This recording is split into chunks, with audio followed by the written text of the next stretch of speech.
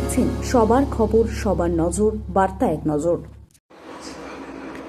শ্যামাপ্রসাদ মুখার্জির আবক্ষ মূর্তি উদ্বোধন। ভারত মাতা সন্তান শ্যামাপ্রসাদ মুখার্জির 125তম জন্মদিবস উপলক্ষে জিরাটের দুটি জায়গায় একটি নতুন আবক্ষ মূর্তির উদ্বোধন হলো। একটি হলো জিরাট বিজয় কৃষ্ণ কলেজ এবং আরেকটি হলো জিরাট কলোনি উচ্চ বিদ্যালয়ের আবক্ষ মূর্তির উদ্বোধন করেন এলাকার বিধায়ক এবং মন্ত্রী সুমনা সরকার। এছাড়া উপস্থিত ছিলেন বলাগড়ের বিডিও, এসআই সহ বিদ্যালয়ের শিক্ষক শিক্ষিকা এবং পড়ুয়ারা। বিদ্যালয়ের শিক্ষক জানান যে মূর্তি তৈরি করতে সময় লেগেছে 10 দিন এবং 16,000 টাকা ব্যয়ে এই মূর্তিটি করা হয়েছে।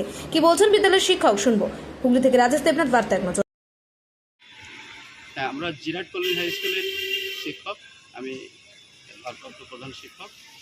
তো আমাদের স্কুলে আজকে ডক্টর শ্যামাপ্রসাদ মুখোপাধ্যায়ের আবক্ষ মূর্তির উন্মোচন হলো। এটা 125তম জন্ম জয়ন্তীকে স্মরণ করে এই মূর্তির আমরা উন্মোচন করলাম। এতদিন তার প্রতি যে অন্ধকার জগৎটা ছিল, অন্ধকার জায়গাটা ছিল, তার প্রতি মানুষ জানতো না। এখন তার প্রতি যে আলোক পড়াতে তার প্রতিভা, তার কর্মদক্ষতা এবং তিনি দেশের জন্য যা করে গেছেন সেগুলো এখন মানুষের চোখের সামনে ফুটে উঠছে।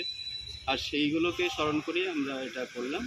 আমাদের এসআই স্যার গৌরব চক্রবর্তী এবং আমি দুজনে আলোচনা করি এবং আলোচনা করার পরে এই মূর্তিগুলো প্রতিষ্ঠা করি। কে উদ্বোধন করলেন আজকে মূর্তি?